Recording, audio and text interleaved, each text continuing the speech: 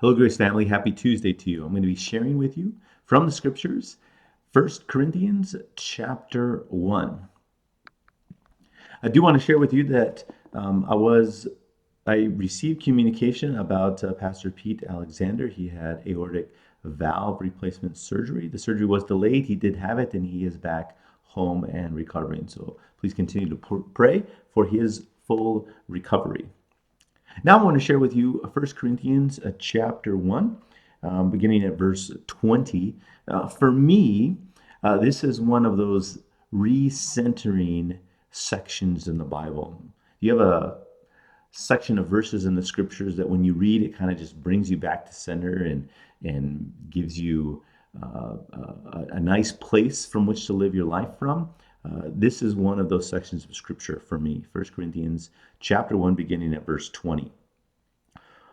Where is the one who is wise? Where is the scribe? Where is the debater of this age? Has not God made foolish the wisdom of the world? For since in the wisdom of God, the world did not know God through wisdom, it pleased God through the folly of what we preach to save those who believe. For Jews demand signs, and Greeks seek wisdom. But we preach Christ crucified, a stumbling block to Jews and folly to Gentiles. But to those who are called, both Jews and Greeks, Christ, the power of God and the wisdom of God. For the foolishness of God is wiser than men, and the weakness of God is stronger than men. For me, this is a very recentering section of verses.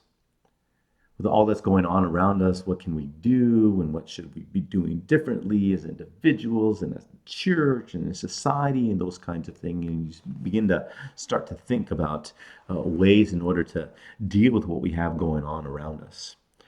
Now, these verses are centering for me because it reminds me about the gospel, right? And each individual Christian community, each congregation is to be centered on that one message, the gospel of Christ crucified.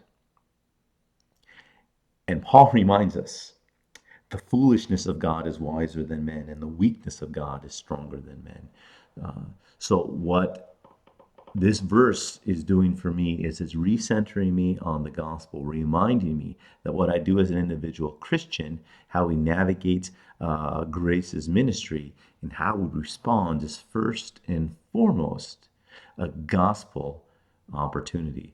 How does that message of Christ crucified play the vital and central role to the individual Christian and Christian community's response to all that's going on in the world? And remember, it was that gospel message that called and saved us. God bless you. Have a wonderful Tuesday.